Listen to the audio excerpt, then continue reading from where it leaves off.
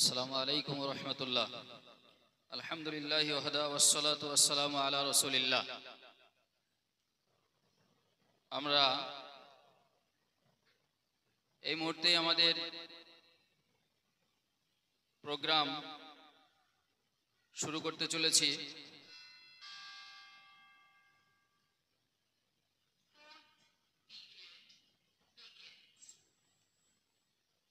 আমাদের যেহেতু class of নেই, ক্লাস চলছে, সেই জন্য দুঃখিত, মাঝে মাঝে হয়তো একটু ডিস্টার্ব হবে।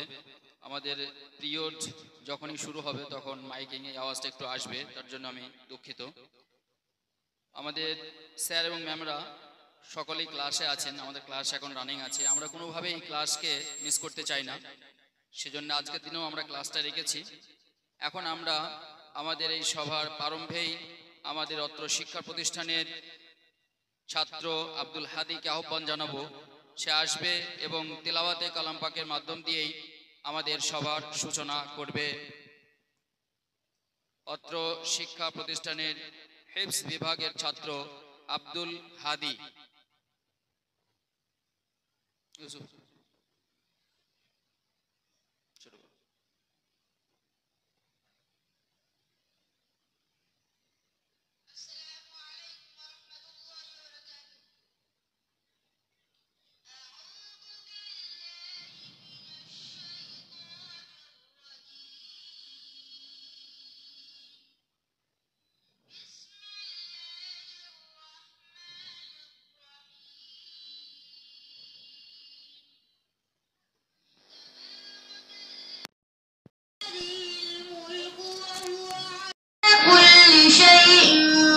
قدير الذي خلق الموت والحياة ليبلوكم أيكم أحسن عملا وهو العزيز الغفور। প্রথমে আপনাদের জানিয়ে রাখি, আমাদের এখানে বেশ কয়েকটি বিভাগ আছে। তার মধ্যে হিফজ বিভাগ, যেখানে পুরোপুরিভাবে কোরআন আল কারীমকে মুখস্থ করানো হয়। সেই সঙ্গে সঙ্গে যিনি আমাদের হাফেজ সাহেব এখানে রয়েছেন, তিনি শুধু মাত্র হাফেজ সাহেবে নন, তিনি হাফেজ সাহেব একাধারে তিনি একজন আলেমে দ্বীন। আমরা এই ধরনের হাফেজ এই জন্যেই নির্বাচন করেছি। আমরা বিভিন্ন জায়গায় যারা হিফজ বিভাগে পড়াশোনা করছে তাদের আমরা দেখেছি যে কমপ্লিট কোরআন তারা হিফজ করার পরে বেরিয়ে আসার পরেও তাদের মধ্যে যে দ্বীনি যে জ্ঞানটা থাকা দরকার, নৈতিক যে জ্ঞান থাকা দরকার, সেগুলো কিন্তু থাকে না। শুধুমাত্র তারা হাফিজ হয়ে বেরিয়ে আসে, ফুললি কোরআন তাদের মুখস্থ থাকে, কিন্তু কোরআনে তাদের কি বলা হয়েছে, তাদের কিভাবে চলাফেরা করতে হবে, তাদের জীবন কিভাবে বাস্তবায়ন করতে হবে, এই ব্যাপারগুলি তাদের মধ্যে লক্ষ্য করা যায় না, অধিকাংশ ক্ষেত্রে দেখা যায়। সেজন্যই আমরা এমন একজন হাফেজ সাহেবকে সিলেক্ট করেছি, আমাদের এখানে নিয়োগ দিয়েছি, যাতে হিফজ কমপ্লিট করার সাথে সাথে একটা বাচ্চা তার জীবনে চলার পথ যাতে সুগম করতে পারে, কিভাবে তাকে চলাফেরা করতে হবে, তার সলাত, সিয়াম, পিতামাতার সঙ্গে আদব কায়দা ইত্যাদি ইত্যাদি সামগ্রিক বিষয়ে তিনি শিক্ষা দেন। শুধুমাত্র হিফজের উপরেই তিনি সীমাবদ্ধ নন, যেহেতু তিনি একজন হাফেজ প্লাস আলেমে দ্বীন। সেই সঙ্গে আমাদের এখানে রয়েছে মিশন বিভাগ, আবাসিক মিশন এবং ডে আবাসিকেরও ব্যবস্থা আছে। আপনারা জানেন যে অনেক গার্জেন আছেন যেনারা বাচ্চাদের হয়তো এখানে রাখতে চান, যে তাদের আদব কায়দাটা সকাল থেকে সন্ধ্যা অবধি যাতে তারা অবজার্ভ করতে পারে, তারা শিখতে পারে, এখানে থেকে তারা যাতে সলাতে পাবন্ধ হতে পারে, তারা ডিভাইস অ্যাডিকশন থেকে যাতে দূরে সরে থাকতে পারে, এই জন্য তারা এখানে রাখতে চান। আর সেই ব্যবস্থা আমরা রেখেছি, শুধুমাত্র তারা রাত্রিবেলায় এসে বাড়িতে নিয়ে যান, এই ব্যবস্থা আমাদের এখানে আছে, যেটাকে আমরা ডে আবাসিক বলেছি। তো এই বিভাগও আমাদের আছে। যদি কেউ এভাবে আপনাদের বাচ্চাকে রাখতে চান যে সারাদিন এখানে থাকবে, 5 ওয়াক্তের নামাজ মানে পাবন্দির সাথে তারা জামাত সহকারে আদায় করবে, স্যারদের যে টিউশন যে কোচিং সিস্টেম আছে সেগুলি থেকে তারা উপকৃত হবে, তারা হতে পারে। আর সেই সঙ্গে আমাদের আছে নার্সারি বিভাগ, শুধুমাত্র ক্লাস টাইম তারা ক্লাস করবে, বাড়ি চলে যাবে, বাড়িতে গিয়ে তারা পিতামাতার কাছে অধ্যয়ন করবে অথবা অন্য টিউশন স্যারের কাছে পড়ে। এই সমস্ত রকমের ব্যবস্থাপনা আমাদের এখানে আছে আলহামদুলিল্লাহ। এবার আমি আপনাদেরকে আর কোনো রকমের সময় না নিয়ে আমাদের যে মত বিনিময়ের কথা আমরা বলেছি সেই মত বিনিময়ের দিকে আমরা এগিয়ে যাব। হয়তো আমরা চাইলে এটা করতে পারতাম যে বিভিন্ন বিভাগ থেকে, যেমন হেফজ বিভাগ থেকে আমাদের একটা কোরআন তেলাওয়াত আমরা শুনেছি, ঠিক একইভাবে মিশন বিভাগ থেকে, ডে আবাসিক বিভাগ থেকে, নার্সারি বিভাগ থেকে একটি করে বাচ্চা নিয়ে এসে আমরা আপনাদেরকে কিছু শোনাতে পারতাম। কিন্তু তাতে আমরা দেখেছি এখন আমাদের সামনেই যেহেতু সেকেন্ড টার্ম এক্সাম 16 তারিখ থেকে শুরু হতে চলেছে, তো সেহেতু আমরা ক্লাসটাকে মার খাওয়াতে চাই নাই, বাচ্চাদের অসুবিধা করতে চাই নাই, তাই তাদেরকে আমরা ক্লাস থেকে আর কাউকে নিয়ে আসি নাই। শুধুমাত্র মজলিসের আগাজ করার জন্য, শুরু করার জন্য তিলাওয়াতে কালাম পাকটা জরুরি ছিল, তাই শুধুমাত্র একটা বাচ্চাকে দিয়েই আমরা আমাদের এই মজলিসের সূচনা করেছি। আল্লাহ সুবহানাহু ওয়া তাআলা পবিত্র গ্রন্থ আল কোরআনুল কারীমের মধ্যে বলছেন, আল মাল ওয়াল বানুন জিনাতুল হায়াতিদ দুনিয়া, সম্পদ এবং সন্তান এই দুটোই হচ্ছে দুনিয়ার জিনাত, দুনিয়ার সৌন্দর্য। ইন্নাল আবনাআ আমানাতুন ওয়া মাসউলিয়াতুন, এই যে সন্তান সন্ততি আমাদেরকে দান করা হয়েছে, আল্লাহ সুবহানাহু ওয়া তাআলা আমাদেরকে যে সন্তান সন্ততি দিয়েছেন এবং পৃথিবীতে আমাদেরকে কিছু সম্পদও আল্লাহ তাআলা দিয়েছেন, গাড়ি বাড়ি জমি জায়গা, এই যে সম্পদ আল্লাহ দিয়েছেন, এই দুটো জিনিসই কিন্তু আল্লাহ সুবহানাহু তাআলার আমানত, এবং এই আমানত সম্পর্কে আল্লাহ সুবহানাহু ওয়া তাআলা আমাদের প্রত্যেককে জিজ্ঞাসা করবেন। যেমন যদি আমরা হাদিস অধ্যয়ন করি তাহলে দেখব আমাদেরকে যে সম্পদ পৃথিবীতে দেওয়া হয়েছে, এই সম্পদ সম্পর্কে আমাদের নবীজি মুহাম্মদ সাল্লাল্লাহু আলাইহি ওয়াসাল্লাম বলছেন, আল্লাহ সুবহানাহু ওয়া তাআলা প্রত্যেকটা ব্যক্তিকে জিজ্ঞাসা করবেন মিন আইনা ইকতিসাবাহু ওয়া ফিমা আনফাকাহু। আল্লাহ বলবেন, পার্থিব জগতে আমি তোমাকে সম্পদ দিয়েছিলাম, জমি জায়গা বাড়ি গাড়ি অট্টালিকা অর্থ সম্পদ দান করেছিলাম, এই অর্থ সম্পদ মিন আইনা ইকতিসাবাহু, কিভাবে তুমি উপার্জন করেছিলে, তোমার উপার্জনের পথটা কি ছিল, সৎ না অসৎ, হালাল না হারাম, বৈধ না অবৈধ, এ ব্যাপারে আমাদেরকে জিজ্ঞাসিত হতে হবে। এটা দুনিয়ার একটা জিনাত, পরকালে গিয়ে এ ব্যাপারে আমরা প্রত্যেকেই জিজ্ঞাসিত হব, আল্লাহ আমাদেরকে জিজ্ঞাসা করবেন। ঠিক একইভাবে এই যে সন্তান, আল্লাহ রাব্বুল আলামিন কাউকে সন্তান দেন আবার কাউকে দেন না, দুটোই আমাদের জন্য পরীক্ষা। এই সন্তান সন্ততি যাদেরকে আল্লাহ সুবহানাহু ওয়া তাআলা দান করেছেন তাদেরকে আল্লাহ রাব্বুল আলামিন জিজ্ঞাসা করবেন। আমাদের নবীজির ভাষায় যদি আমরা দেখি, আমাদের নবীজি বলেছেন মাদা আদাবতাহু ওয়া মাদা আল্লামতাহু, এই ধরনের ভাষায় আল্লাহ তাআলা আমাদেরকে জিজ্ঞাসা করবেন যে পৃথিবীতে তোমাকে যে সন্তান দিয়েছিলাম, ছেলে মেয়ে দান করেছিলাম, সেই সন্তান সেই ছেলে মেয়েদের তুমি কতটুকু আমানত স্বরূপ শিক্ষা দিয়েছিলে, কি শিক্ষায় শিক্ষিত করেছিলে, আর কতটুকু তাকে আদব কায়দা শিখিয়েছিলে, এ ব্যাপারে আল্লাহ রাব্বুল আলামিন আমাদেরকে জিজ্ঞাসা করবেন। এবার আমরা যদি সেই প্রশ্নের সঠিক উত্তর দিতে চাই তাহলে এখন আমাদের হাতে সময় আছে। এখন আমাদের বাচ্চাদের সঠিক শিক্ষা প্রতিষ্ঠান নির্বাচন করা, সঠিক শিক্ষা দেওয়া, এমন শিক্ষা দিতে হবে যেটা তার জন্য উপকারী হবে। পৃথিবীতে অনেক শিক্ষা আছে, অনেক শিক্ষা প্রতিষ্ঠান আছে যেখানে উপকারী শিক্ষার চেয়ে অপকারী শিক্ষা অনেক বেশি দেওয়া হয়। আমি বলছি না, আল্লাহও বলছেন না, আল্লাহর রাসূলও বলছেন না যে দুনিয়া অর্জন করতে হবে না। একাধিক কোরআনের আয়াত এবং হাদিস আছে যেখানে বলা হয়েছে যে দুনিয়া অর্জন করতে হবে। আল্লাহ সুবহানাহু ওয়া তাআলা বলছেন লা তানসা নসিবাকা মিনাদ দুনিয়া, দুনিয়ায় তোমার যে অংশ আছে সেটা তোমরা ভুলে যেও না। তাহলে দুনিয়ার অংশ উপার্জন করতে আল্লাহ বলেছেন। একইভাবে আল্লাহ রাব্বুল আলামিন কোরআনের মধ্যে বলছেন ফাইদা কুদিয়াতিস সালা ফান্তাশিরু ফিল আরদি ওয়াবতাগু মিন ফাদলিল্লাহ, সালাত প্রতিষ্ঠিত করে নাও, তারপরে পৃথিবীর বুকে ছড়িয়ে পড়ো এবং রুজি অন্বেষণ করো। তাহলে রুজি অন্বেষণ করতে হবে, পার্থিব সম্পদ সঞ্চয় করতে হবে, কিন্তু তার মানে এই নয় যে পার্থিব সম্পদ সঞ্চয় করতে গিয়ে, রুজি অন্বেষণ করতে গিয়ে আমি আমার ছেলে মেয়ের শিক্ষা দীক্ষাকেই ভুলে গেলাম, আমি আমার ছেলে মেয়ের ভবিষ্যৎটাকেই ভুলে গেলাম, আমি আমার ছেলে মেয়ের যে পরকালীন সফলতা সেটাকে ফুললি ভুলে গেলাম, না, এটা করা যাবে না। আমি সালাতকেই ভুলে গেলাম, না, এটা করা যাবে না। আমার ছেলে মেয়ে ভালো শিক্ষা প্রতিষ্ঠানে যাবে, দুনিয়াবি শিক্ষা অর্জন করবে, সেই সঙ্গে সঙ্গে তার দিনটাকেও টিকিয়ে রাখতে হবে।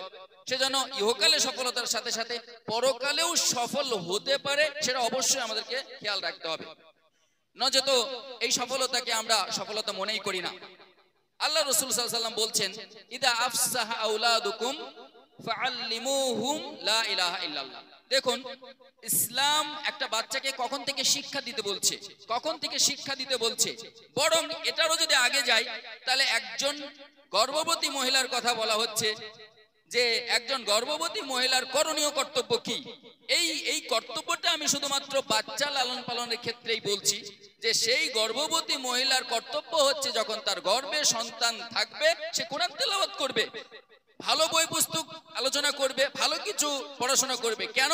এই ভালো কিছু পড়াশোনা, কোরআন তিলাওয়াত, এর প্রভাবটা ওই বাচ্চার মস্তিষ্কে পড়ে, ফলে সে বাচ্চা জন্মগ্রহণ করার পরে ভালো দিকে যায়, খারাপ দিকে যায় না। এটা ইসলামিক শিক্ষা। ঠিক একইভাবে বাচ্চা ভূমিষ্ঠ হওয়ার পরে কি বলা হচ্ছে, যে তার ডান কানে আজান দাও, তাকে আল্লাহর কালেমা তাওহীদ তাকে শিক্ষা দাও। তারপরে বলা হচ্ছে ইদ আফসাহা আওলাদুকুম, যখন তোমার বাচ্চা স্পষ্টভাবে কথা বলতে শিখে, আব্বু বলে ডাকতে শিখে, আম্মু বলে ডাকতে শিখে, ঠিক তখন থেকে তাকে পাঠদান করতে বলছে। আল্লাহ রাসূল বলছে ইদা আফসাহা আওলাদুকুম, তোমার সন্তান যখন স্পষ্ট ভাষায় কথা বলতে শিখছে, আদো আদো ভাষায় কথা বলছে, বাস তাকে শিক্ষা দিতে শুরু করো। ঠিক এরপরের স্টেজ আসছে, স্টেজ বাই স্টেজ আমাদের নবীজি আমাদেরকে শেখাচ্ছেন। তিনি বলছেন মুরু আওলাদুকুম বিসসালাহ ওয়া হুম আবনাউ সাব'i সিনিন, তোমাদের বাচ্চারা যখন 7 বছর বয়সে পৌঁছে যাবে তখন তাদেরকে তোমরা সালাতের আদেশ করো, তারা যেন নামাজে অভ্যস্ত হয়, তার জন্য তোমরা তাদের হাত ধরে নামাজের দিকে নিয়ে যাও।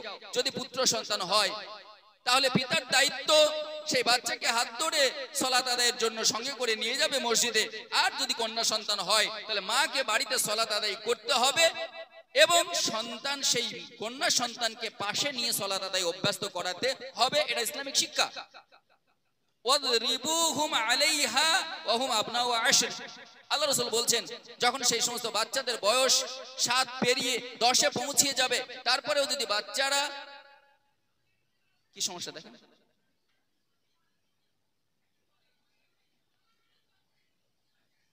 কি হয়েছে,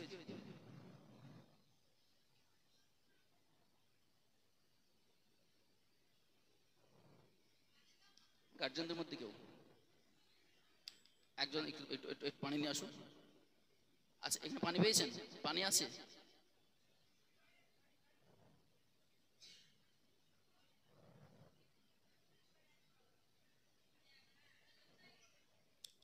একজন গার্জেন একটু সমস্যা হয়েছে,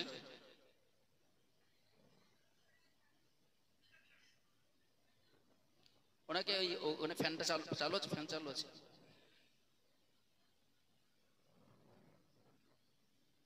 ঠিক আছে, আপনারা বসুন।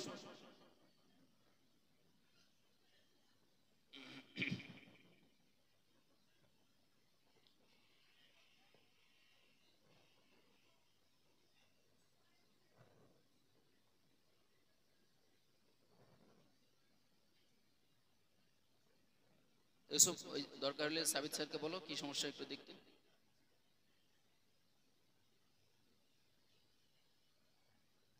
সাবিত স্যারকে বলো একটু দেখতে। এসছেন উনি? সাবিত স্যার এসছেন? যাই হোক, আমাদের এখানে একজন মাস্টারমশাই আছেন যিনি ডাক্তারি প্র্যাকটিস করেন, উনি এসছেন। আমাদের একজন গার্জেনের হয়তো একটু অসুবিধা হয়েছে, সেটা উনি দেখছেন। আল্লাহর কাছে দোয়া করি আল্লাহ ওনাকে সুস্থতা দান করুক। আমরা আলোচনা করছিলাম যে আমাদের বাচ্চাদের যে আদব কায়দা ছোট থেকে শেখাতে হবে, সেই মর্মে আমাদের নবীজি মুহাম্মদ সাল্লাল্লাহু আলাইহি সাল্লাম আমাদের কি নির্দেশনা দিয়েছেন, কিভাবে আমরা শেখাবো, এই বিষয় নিয়ে আমরা আলোচনা করছিলাম। তো আমাদের নবীজি বলছেন বাচ্চা যখন 10 বছরে পৌঁছে যাবে তখন যদি সে নামাজে অভ্যস্ত না হয় সে যদি বেপরোয়া চলাফেরা করতে চায় তাহলে তাকে প্রয়োজনে প্রহার করতে হবে, তবে সেই প্রহারটা হবে অতিরিক্ত মাত্রায় নয়, সেই প্রহারটা হবে আদবের প্রহার, যাতে করে সে আদব কায়দাটাকে ভুলে না যায়, যাতে করে সে অবাধ্য চলাফেরা না করে, তাকে বাধ্য চলাফেরা করার জন্য প্রয়োজনে তাকে প্রহার করতে হবে। আর তারপরে আমাদের নবীজি বলছেন ওয়াফাররিকু বাইনাহুম ফিল মাজাজি', আর এই 10 বছর বয়স থেকেই একজন সন্তান তার বিছানা আলাদা করে দিতে হবে। সে মায়ের সঙ্গে বাবার সঙ্গে আর ঘুমাতে পারবে না, তাকে একটা পার্সোনাল বিছানা তার আলাদা করে দিতে হবে, সেই বিছানায় সে ঘুমাবে। এরপরে আমি আপনাকে বলি, আমরা যে শিক্ষা দান করছি, বাচ্চারা যে শিক্ষা গ্রহণ করছে, এই শিক্ষার মূল উদ্দেশ্য কি? দেখুন, এই প্রশ্নটা যদি আমি আপনাদের কাছে রাখি তাহলে কিন্তু অনেক রকমের উত্তর আমার কাছে আসবে। আমি জানি বিভিন্ন জনের চিন্তা ভাবনা বিভিন্ন রকম এবং বিভিন্ন রকমের উত্তর আসবে, কিন্তু অ্যাকচুয়ালি শিক্ষার মূল উদ্দেশ্য কিন্তু ডাক্তার, মাস্টার বা ইঞ্জিনিয়ার তৈরি করা নয়, বরং শিক্ষার মূল উদ্দেশ্য হচ্ছে প্রথমে চারিত্রিক গুণাবলীর উন্নয়ন সাধনের মাধ্যমে একজন ছাত্রকে ভালো মানুষ তৈরি করা। এটা হচ্ছে শিক্ষার মূল উদ্দেশ্য। একটা ছাত্রকে ভালো মানুষ তৈরি করাটা হচ্ছে শিক্ষার মূল উদ্দেশ্য। তারপরে তার পেশা নির্বাচন, সে হতে পারে একজন ডাক্তার, ইঞ্জিনিয়ার, মাস্টার বা আর কিছু, সে পেশা নির্বাচন করতেই পারে। কারণ ভালো মানুষ তৈরি করতে না পারলে তার দ্বারা সমাজ কোনো রকমের উপকৃত হতে পারবে না। এমনকি রহরহ এর উদাহরণ আছে যে পিতামাতা অভুক্ত থেকে ছেলে মেয়েদের প্রতিষ্ঠিত করেছেন, কিন্তু পরবর্তী সময় দেখা গেছে যে পিতামাতা বাড়ির কাজের লোকের পরিচয় নিয়ে বেঁচে থেকেছেন।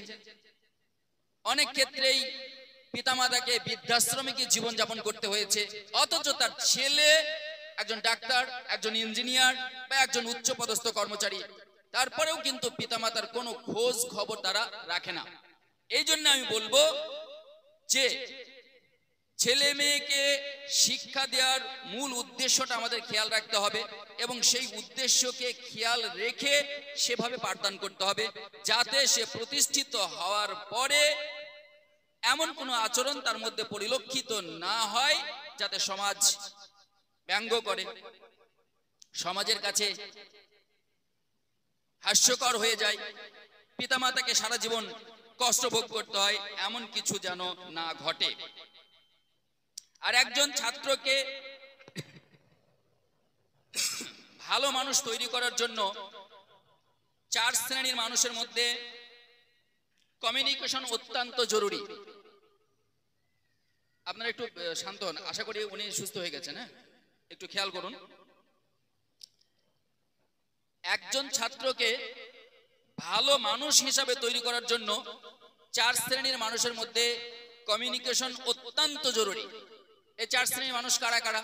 Number 1 student, number 2 teachers, number 3 management, আর নাম্বার 4 হচ্ছে আপনারা, অর্থাৎ গার্জেন, অভিভাবক, অভিভাবিকা।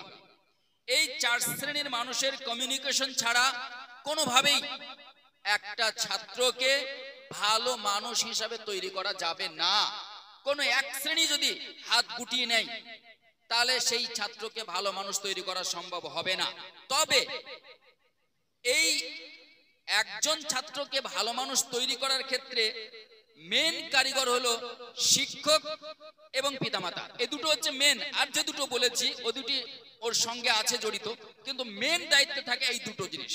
এই দুটো আপনারা খেয়াল করুন, একটা হচ্ছে শিক্ষক শিক্ষিকা আর 2 নম্বর হচ্ছে পিতামাতা বা অভিভাবক অভিভাবিকা। অতএব এই 2 শ্রেণীর মানুষকে সর্বপ্রথম হতে হবে আদর্শবান, উত্তম চরিত্রের অধিকারী হতে হবে। যদি এই 2 শ্রেণীর মানুষ আদর্শবান না হন, শিক্ষক শিক্ষিকা এবং পিতামাতা যদি উত্তম চরিত্রের অধিকারী না হতে পারেন, তাহলে একজন ছাত্রকে ভালো মানুষ হিসাবে তৈরি করা কোনোদিনই সম্ভব নয়। বিশেষ করে পিতামাতাকে নিজের মধ্যে পরিবর্তন আনতে হবে।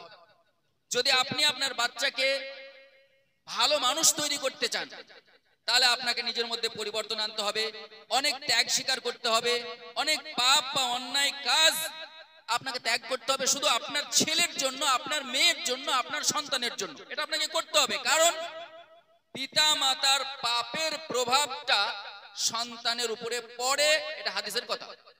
পিতামাতা যদি অন্যায় কাজ করে, কোনো পাপের সঙ্গে আপোষ করে, তাহলে সেই পাপের প্রভাবটা কিন্তু সন্তানের উপরে গিয়ে পড়ে, ছেলে মেয়ের উপরে গিয়ে পড়ে। ইমাম শাফিঈ রাহিমাহুল্লাহ আলাই একজন বিখ্যাত ইমাম, প্রসিদ্ধ একজন ব্যক্তি, যিনার নাম দিয়ে বর্তমানে একটা মাযহাব প্রচলিত আছে, শাফিঈ মাযহাব। ইনি বলছেন, শাকাউতু ইলা ওয়াকিন সুআ হিফজি ফারশাদানি ইলা তারকিল মাআসি ওয়া আখবারানি বিআন্নাল ইলম নূরুন। ইনি বলছেন যে আমি আমার শিক্ষক ওয়াকিয়ের কাছে আমার যে স্মৃতিশক্তি কমে যাচ্ছে এই ব্যাপারে অভিযোগ পেশ করলাম। তিনি বলছেন, জি আমি কঠোর পরিশ্রম করি, কিন্তু আমার স্মৃতিশক্তিটা কমে যাচ্ছে, আমি ধরে রাখতে পারি না। সকালে যেটা আমি মুখস্থ করি, সন্ধ্যেবেলায় আমার স্মৃতির মধ্যে আর এটা থাকে না, আমি ভুলে যাই। তো ওনাকে দুটো কাজ বলেছিলেন, এটা আমাদের প্রত্যেকের জেনে থাকা দরকার, মনে রাখা দরকার, এবং এর প্রতি আমাদের আমল করা দরকার।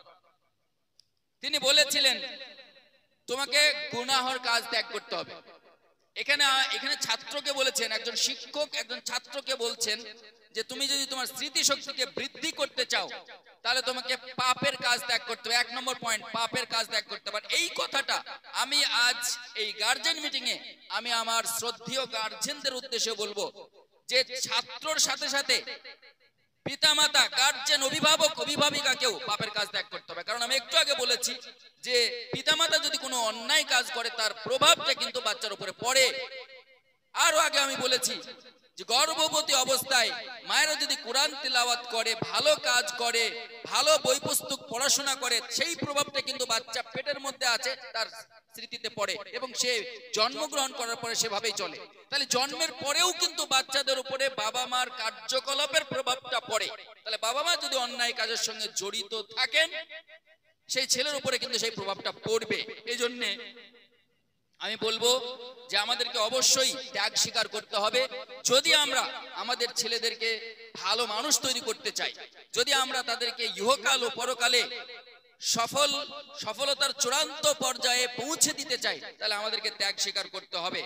আর 2 নম্বর কথাটা তিনি বলেছিলেন, আখবারানি বিআন্নাল ইলম নূর। এই যে ইলম, এই যে শিক্ষা, এই যে বিদ্যা, এটা হচ্ছে একটা নূর, এটা জ্যোতি, এটা আলো, নূরুল্লাহ, আল্লাহর নূর। আর আল্লাহ রাব্বুল আলামিন এই নূর, এই জ্যোতি, এই আলো কোনো নাফরমান বান্দাকে দেন না।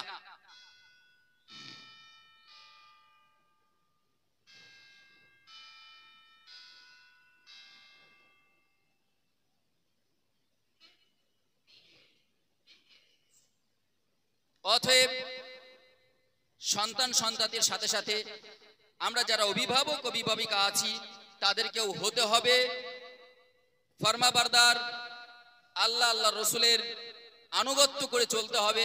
তারপরে আমরা আমাদের সন্তান সন্ততিদের ইহকাল এবং পরকালে প্রতিষ্ঠিত করতে পারবো। 2 নম্বর পয়েন্ট, আমরা যদি আমাদের ছেলে মেয়েদের প্রতিষ্ঠিত করতে চাই, সত্যি সত্যিই একজন ভালো মানুষ হিসেবে গড়তে চাই, তাহলে আমাদেরকে গার্জেনদেরকে প্রথমত সময়ের মূল্যায়ন করতে হবে। এইটা আমি আমার ছাত্রদের বলছি না, আমি আজকের দিনে দাঁড়িয়ে আমি আমার অভিভাবকদের উদ্দেশ্যে বলছি। ছাত্র মানে সে সময়ের মূল্যায়ন করবে কি করে? যদি আমি গার্জেন যদি সময়ের মূল্যায়ন না করি, আমি একজন শিক্ষক হয়ে যদি আমি সময়ের মূল্যায়ন না করতে পারি, তাহলে কোনোদিনই একজন ছাত্র, একজন ছেলে সে সময়ের মূল্যায়ন করতে শিখবে না। এজন্য যদি একটা ছেলেকে সময়ের মূল্যায়ন বোধ শেখাতে হয়, সময়ের মূল্যায়ন করতে শেখাতে হয়, তাহলে প্রথমত গার্জেনকে, অভিভাবক অভিভাবিকাকে, পিতামাতাকে এবং শিক্ষক মণ্ডলীকে সময়ের মূল্যায়ন করতে শিখতে হবে। আল ওয়াক্তু কাসাইফে ইল্লাম তাকতাহু কাতাআকা। এই সময়টা হচ্ছে একটা তরবারির ন্যায়, যদি আপনি এটাকে ব্যবহার না করেন তাহলে কিন্তু আপনাকে ধ্বংস হয়ে যেতে হবে। সময় কিন্তু আপনাকে ধ্বংস করে দেবে। তরবারি যেমন যেমন যদি আপনি ব্যবহার না করেন, তাকে যদি ফেলিয়ে রেখে দেন, সে যেমন মোর্চ পড়ে যায়, জং ধরে যায়, তারপর সেটা নষ্ট হয়ে যায়, ঠিক তেমনই এই সময়টাকে যদি আপনি অপচয় করেন, সময়টাকে যদি আপনি ঠিকঠাক ভাবে ব্যবহার না করেন, তাহলে এই সময়ের অপব্যবহারের কারণে আপনাকে ধ্বংস হয়ে যেতে হবে। আল্লাহ রাসূল বলছেন, নি'মাতানি মাগবুনুন ফীহিমা কাসীরুম মিনান নাস, আস-সিহাতু ওয়াল ফিরাক। দুটো নিয়ামত আছে, আল্লাহ অনেক নিয়ামত আমাদেরকে দান করেছেন, তার মধ্যে আল্লাহ রাসূল দুটো নিয়ামতের কথা উল্লেখ করে বললেন যে এই দুটো নিয়ামত এতই গুরুত্বপূর্ণ, অথচ এই নিয়ামত দুটোর ক্ষেত্রে অধিকাংশ মানুষ প্রতারিত হয়, ধোঁকা খেয়ে যায়, বুঝতে পারে না, পরক্ষণে তারা আফসোস করে। এই দুটো নিয়ামতের মধ্যে একটা হচ্ছে আস-সিহাত, সুস্থতা। মানুষ যখন সুস্থ থাকে তখন সে বুঝতে পারে না তার কত মূল্য, তার সেই সময়টার কত কদর সে বুঝতে পারে না, কিন্তু যখন অসুস্থ হয়ে পড়ে তখন সে বুঝতে পারে। এজন্যে সুস্থতাকে মূল্যায়ন করতে হবে, সুস্থতার কদর করতে শিখতে হবে।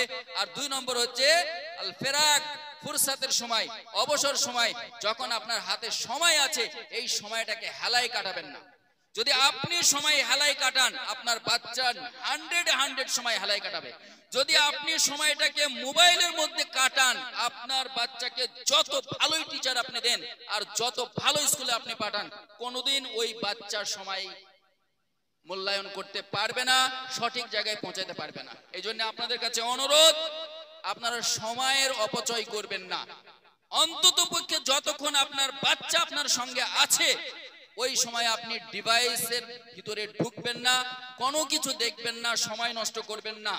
কিছু গার্জেন আছেন, আমরা দেখেছি, এই কথাটা বলতে আমি বাধ্য হচ্ছি, দুঃখিত। মোবাইল, আমার মনে হয় বাচ্চারা তো মোবাইল অ্যাডিকশনই, এমনকি গার্জেনরাও মোবাইল অ্যাডিকশন। কেন বলছি এই কথাটা? একাধিক দিন দেখেছি বাচ্চাদের ব্যাগের মধ্যে মোবাইল, বাচ্চা এখানে পড়তে পাঠিয়ে দিয়েছে, অথচ তার ব্যাগের মধ্যে মোবাইল আছে। ভাবুন কি অবস্থা। ম্যাম ক্লাসে গিয়ে, হয়তো ছোট বাচ্চা, সে বই বার করতে পারছে না, তার বইটা বার করে দিতে হয়। অনেক সময় অনেক বাচ্চার বই খাতা ম্যামদের নিজেদের বার করতে হয়, কারণ সব বাচ্চা বার করতে পারে না। যারা নার্সারি, প্রি নার্সারিতে আছে, তাদের বই খাতা ব্যাগ থেকে বের করে নিতে হয় ম্যামদের। বই খাতা বার করতে গিয়ে দেখছে অ্যান্ড্রয়েড সেট ব্যাগের মধ্যে আছে। একাধিক কথা আমি বলছি না, আমরা একাধিক গার্জেনের এই জিনিসটা পেয়েছি। তারপরে সেই মোবাইল আমরা অফিসে রেখেছি, গার্জেনকে ফোন করেছি, তাদের পার্সোনাল ভাবে বলেছি যে আপনারা এই কাজগুলো খুব ভুল করছেন। আজকে সবার সামনে, সবার জন্যই বলছি যে এই কাজগুলো আপনারা করবেন না। কমপক্ষে যতক্ষণ আপনার বাড়িতে আপনার বাচ্চা আছে, বাচ্চার সামনে আপনি মোবাইল ইউজ, আপনি কতটা মোবাইল ইউজ করেন যে বাচ্চার ব্যাগের মধ্যে মোবাইল চলে আসে, তার মানে আপনি বাচ্চাকে নিয়েই মোবাইল দেখেন। তাহলে এই ধরনের আচরণ যদি গার্জেনদের মধ্যে থাকে, তাহলে আমরা তাদেরকে শতই চেষ্টা করি না কেন, আমরা কিন্তু তাদেরকে সঠিক জায়গায় নিয়ে আসতে পারবো না, আমরা বিফল হয়ে যাব, আমাদের সব চেষ্টা কিন্তু ব্যর্থ হয়ে যাবে। আবার দেখি কিছু গার্জেন আছে, যেমন আমাদের ছুটি থাকে, এক্সামের পরে ছুটি থাকে, ঈদুল আজহার পরে ছুটি থাকে, ঈদুল ফিতরের পরে ছুটি থাকে, কিছু 10 দিন 12 দিন করে ছুটি থাকে। এই ছুটির পরে আবার ছুটি নেই।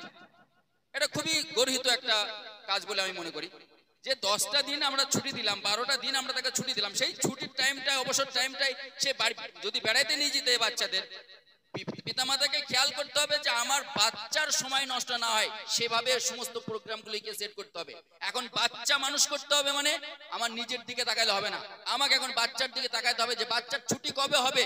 আমি যদি বেড়াইতে যাই, বাচ্চার ছুটিতে আমাকে বেড়াতে যাওয়ার প্রোগ্রাম করতে হবে। নিজের শত কিছু নষ্ট হইলেও কিচ্ছু করার নেই। কিন্তু আপনি যদি মনে করেন ও বাচ্চার যাবে ছুটি হবে না, আমি আমার মতো বেড়াইতে যাব, তারপরে 10 দিন 12 দিন বাচ্চার ছুটি কেটে গেল, তারপরে আপনি নিয়ে চলে গেলেন বেড়াইতে, তাহলে বাচ্চার ভবিষ্যৎটাকে নষ্ট করছেন আপনি।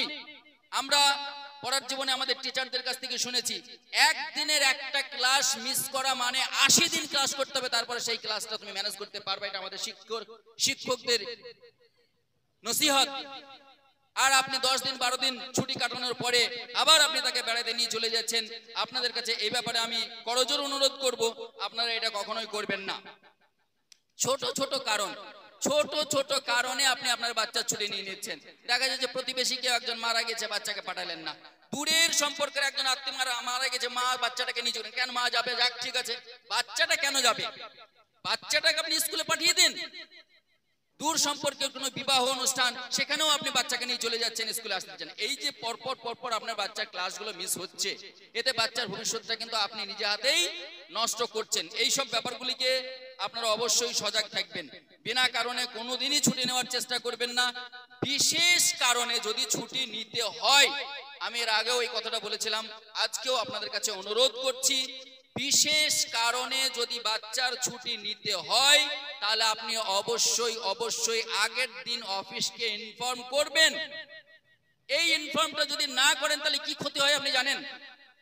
ইনফর্ম করলেন না, আপনার বাড়ি এখান থেকে অনেকটাই ডিস্টেন্সে আছে, ড্রাইভার চলে গেল সেখানে, ড্রাইভার যাওয়ার পরে আপনার বাড়ির পাশে দাঁড়িয়ে হর্ন মারছে, দেখা যাচ্ছে হয়তো আপনি বাড়িতেই নেই, বাচ্চাকে নিয়ে কোথাও বেড়াতে চলে গেছেন, হর্ন মেরে 5 মিনিট 7 মিনিট 10 মিনিট দাঁড়িয়ে আছে, তারপরে প্রতিবেশী কেউ বললো ওরা কেউ বাড়িতে নেই। এই যে 10টা মিনিট আপনি লস করালেন, এটা কার লস হলো জানেন? এটা সমস্ত বাচ্চা যতজন অভিভাবক আছেন সবার বাচ্চার ক্ষতি এটা হয়ে গেল। এই 10 মিনিট এবার তার লেট হতেই থাকলো, প্রত্যেকটা বাচ্চার কাছে গিয়ে তার লেট হবে। তাহলে 10 মিনিট লেট হওয়া মানে প্রার্থনাটা তার মিস হয়ে গেল। আর প্রার্থনা মিস হওয়া মানে প্রার্থনাতে তাদেরকে বিভিন্ন রকমের উপদেশমূলক কথাবার্তা বলা হয়, বিভিন্ন দিন বিভিন্ন রকমের কথাবার্তা তাদের আলোচনা করা হয়, পরামর্শ দেওয়া হয়, তাদের চলার পথ কিভাবে সুগম হবে সে ব্যাপারে তাদেরকে প্রার্থনাতে বলা হয়, অথচ সে প্রার্থনাটা মিস করে গেল এই আপনার এই একজনের ভুলের কারণে। এই জন্য আপনাদের কাছে আমার অনুরোধ, যদি বিশেষ কারণে বাচ্চার ছুটি নিতে হয় আপনি অবশ্যই আগের দিন অফিসকে ইনফর্ম করবেন যে এই জরুরি পরিস্থিতির কারণে আমার বাচ্চা কালকে স্কুলে যেতে পারবে না, আপনি আমার বাড়িতে গাড়ি পাঠাবেন না, তাহলে এই অসুবিধাটা আমরা ফিল করব না। আবার আরেকটা কথা আমি আপনাদের কাছে এটা অনুরোধ স্বরূপ বলছি, ধরুন একটা পাড়ায় 5টা বাচ্চা উঠবে আর 5টাই গলি, ওই গলিতে গাড়ি ঢোকানো বার করা অনেকটা টাইম লাগে এক একটা। তো যদি এটা আপনারা পারেন, এটা আপনাদের কাছে আমার রিকোয়েস্ট, যদি আপনারা পারেন ওই 5 জন গার্জেন মিলে চুক্তি করেন যে 5টা বাচ্চাকে একজন গার্জেন একটা মোড়ে নিয়ে দাঁড়িয়ে থাকবেন। আজকে আপনি থাকলেন, প্রত্যেকটা গার্জেনকে দাঁড়িয়ে থাকা দরকার নেই, একটা গার্জেন থাকবে, 5টা বাচ্চা একটা গার্জেন থাকবে, আবার পরের সপ্তাহে পরের দিন আর একটা গার্জেন থাকবে, পরের দিন আর একটা গার্জেন থাকবে, তাহলে আপনি সপ্তাহে একদিন দাঁড়াইলেই আপনার হয়ে যাবে। সব বাচ্চা কটাকে আপনি গাড়িতে তুলে দিলেন, তাহলে সময়টা অনেকটাই বাঁচবে, সময়টা অনেকটাই বাঁচবে। এইভাবে যদি করতে পারেন তাহলে আমি মনে করি যে আমাদের প্রতিষ্ঠান পরিচালনার ক্ষেত্রে অনেকটাই সহযোগিতা হবে ইনশাআল্লাহ। নাম্বার 3, পিতামাতাকে দায়িত্ববান হতে হবে। যদি আমরা আমাদের ছেলে মেয়েদের প্রকৃতপক্ষে ভালো মানুষ হিসাবে গড়তে চাই তাহলে আমাদেরকে দায়িত্ববান হতে হবে। কখনোই কোনো দায়িত্বকে এড়িয়ে চলা যাবে না, কারণ আল্লাহ রাসূল সাল্লাল্লাহু আলাইহি ওয়াসাল্লাম বলছেন, আলা কুল্লুকুম রাঈন ওয়া কুল্লুকুম মাসউলুন আন রাইয়াতিহি। আল্লাহ রাসূল বলছেন যে প্রত্যেকে তোমরা দায়িত্বশীল, প্রত্যেকের উপরে কিছু না কিছু দায়িত্ব আছে, দায়িত্ব ন্যস্ত করা হয়েছে এবং সেই দায়িত্ব সম্পর্কে জিজ্ঞাসিত হতে হবে। যেটা আমি খুতবার প্রারম্ভেই বলেছি যে আল্লাহ রাসূল সাল্লাল্লাহু আলাইহি ওয়াসাল্লাম বলছেন যে বাচ্চা সম্পর্কে, সন্তান সম্পর্কে আল্লাহ রাব্বুল আলামিন হাসরের ময়দানে জিজ্ঞাসা করবেন যে তাদেরকে তুমি কি শিখিয়েছো, কতটুকু আদব কায়দা শিখিয়েছো, এ সম্পর্কে আমাদেরকে জিজ্ঞাসিত হতে হবে। বাচ্চা মানে বিভিন্ন রকমের ভুল করবে, বিভিন্ন রকমের অত্যাচার তারা করবে, সেক্ষেত্রে আপনি বিরক্ত হয়ে গেলেন আর তাকে গালিগুলোজ করতে শুরু করলেন, বকাঝকা করতে শুরু করলেন, এটা বাচ্চার জীবনে একটা অভিশাপ এবং বাচ্চার উন্নত জীবনযাপনের ক্ষেত্রে একটা বহুত বড় বাধা সৃষ্টি করে। আল্লাহ রাসূল বলছেন, বাবানে মুআজ্জালানে উকুবাতুহুমা ফিদ দুনিয়া আল বাগী ওয়াল উকুক। দুটো অপরাধ আছে যে দুটোর কারণে পৃথিবীর বুকেও আল্লাহর গজব নেমে আসে। তার মধ্যে একটা হচ্ছে অবাধ্য চলাফেরা করা, আর একটা হচ্ছে পিতামাতার নাফরমানি করা। কোন বাচ্চা যদি পিতামাতার নাফরমানি করে, সে যদি বেয়াদবি করে, ভুল করেও আপনারা তাকে অভিশাপ করবেন না, গালি দেবেন না। কেন? কারণ যখন আপনি একটা গালি দিচ্ছেন, কোন একটা অভিশাপমূলক কথা উচ্চারণ করছেন, সঙ্গে সঙ্গে ফেরেশতা কিন্তু আমিন বলে। আর এই ফেরেশতার আমিন আর পিতামাতার কথা, সেটা রাগ করেই বলুন, ক্ষোভেই বলুন আর অধৈর্য হয়েই বলুন, এটা কিন্তু সঙ্গে সঙ্গে কবুল হয়ে যায়। ফলে ওই বাচ্চার নির্ঘাত ক্ষতি হবে, নির্ঘাত কোনো না কোনো দিক থেকে কখনো কখনো সে ক্ষতির সম্মুখীন হবেই হবে। আর কোনো গার্জেন চায় না যে আমার বাচ্চার ক্ষতি হোক, কিন্তু সে অজ্ঞাতবশত বিরক্ত হয়ে বাচ্চাকে একটা বেফাস কথা বলে ফেলে, আর এই বেফাস কথাটাতে যখন ফেরেশতা আমিন বলে দেয় তখন আল্লাহর কাছে কবুল হয়ে যায়। ফলে তৎক্ষণাৎ যদি ও ক্ষতির শিকার না হয়, কোনো না কোনো সময় গিয়ে এই মায়ের এই বদদোয়াটা তার কার্যকরী হয়ে যায় এবং সে ক্ষতির সম্মুখীন হয়। এই জন্য মায়েদের উদ্দেশ্য বলবো যে আপনাদেরকে অত্যন্ত ধৈর্যশীল হতে হবে, অত্যন্ত ধৈর্যশীল হতে হবে যদি আপনি আপনার বাচ্চাকে মানুষ করতে চান। আল্লাহ রাব্বুল আলামিন বলছেন ওয়াস্তাঈনু বিস-সাবরি ওয়াস-সালাহ। আপনার বাচ্চা আপনার কথা মানছে না, ঠিক মতো চলাফেরা করছে না, বেয়াদবি করছে, তাহলে আপনাকে কি করতে হবে? ওয়াস্তাঈনু, আল্লাহর কাছে সাহায্য কামনা করতে হবে। কিভাবে সাহায্য কামনা করবেন? বিস-সালাত বিস-সাবর ওয়াস-সালাহ, ধৈর্য ধারণ করে আর সালাতের মাধ্যমে আল্লাহর কাছে চাইতে হবে যে আল্লাহ আমার ছেলে আমার কথা মানছে না, সে অবাধ্য চলাফেরা করছে, তুমি তার ব্রেনটাকে ফিরিয়ে দাও, তার মনটাকে ফিরিয়ে দাও, তোমার আনুগত্য করে দাও, সে সঠিকভাবে চলাফেরা করুক। এভাবে আল্লাহর কাছে চাইতে হবে পিতামাতাকে। একাধিক দোয়া কোরআনের মধ্যে আছে। হযরত ইব্রাহিম আলাইহিস সালাম কত দোয়া করেছেন ছেলের জন্য জানেন? হযরত লুকমান আলাইহিস সালাম কত, তারা নবী ছিলেন, অথচ তাদের ছেলেদের জন্য একাধিক দোয়া কোরআনের মধ্যে আপনি পাবেন যে তারা ছেলেদের মানুষ করার জন্য, প্রতিষ্ঠিত করার জন্য দোয়ার পর দোয়া করে গেছে। রব্বি হাবলি মিনাস সালিহিন। ইব্রাহিম আলাইহিস সালাম বলছে আল্লাহ তুমি আমাকে সালেহ নেককার একটা পুত্র সন্তান আমাকে দান করো। এইভাবে একাধিক দোয়া আছে। অতএব আমাদের গার্জিয়ানদের কাছে আমি এটাই রিকোয়েস্ট করব যে আপনারা অধৈর্য হবেন না, ছেলেদের উৎপাত করার জন্য আপনারা তাদেরকে বেফাস মন্তব্য করবেন না, বরং ধৈর্য ধারণ করবেন এবং আল্লাহর কাছে আপনি প্রার্থনা করবেন তাদের জন্য যাতে তারা সঠিকভাবে চলাফেরা করতে পারে।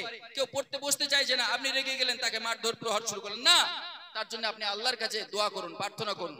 আর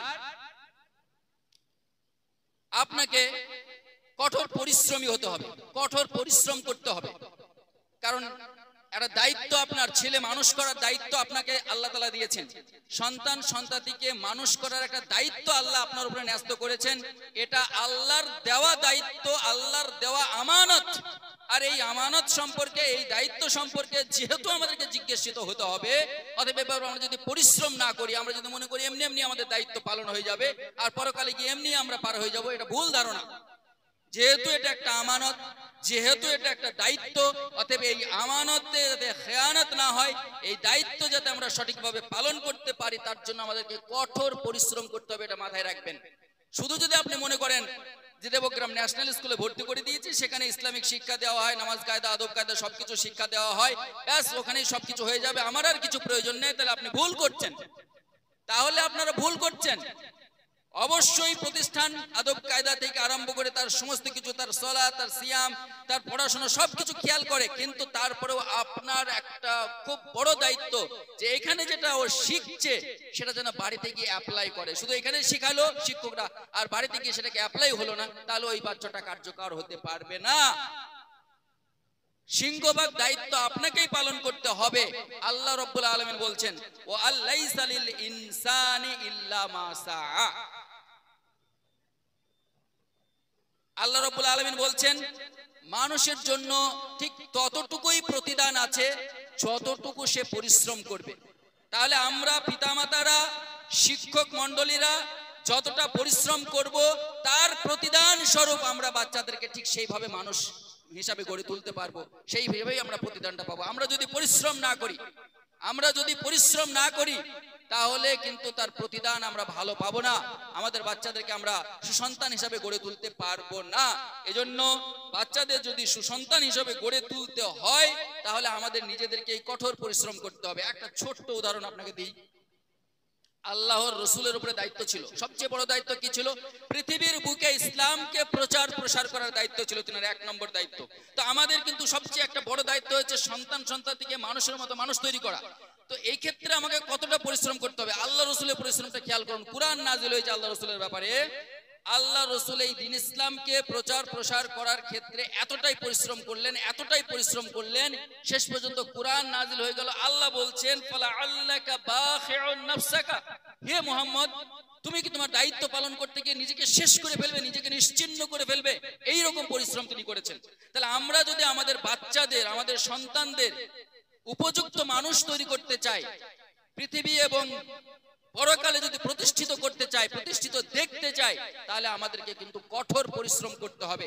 বাচ্চা যেটা মুখস্থ করতে পারছে না, বাচ্চা যেটা বুঝতে পারছে না, হাজার রকম চেষ্টা করো, আপনাকে প্রথম বুঝতে হবে, আপনাকে দরকার হলে মুখস্থ করে ফেলতে হবে। একটা বাচ্চার বই মুখস্থ করার আগে আপনার ওই বইটা মুখস্থ হয়ে যেতে হবে। এই পরিশ্রমটা আপনাকে করতে হবে। আমি গত বছর গার্জেন মিটিং বা আমাদের ফাইনাল প্রতিযোগিতা যেটা হয়, ওই প্রতিযোগিতাতে কিছু কুইজ প্রতিযোগিতা রেখেছিলাম। কেন জানেন?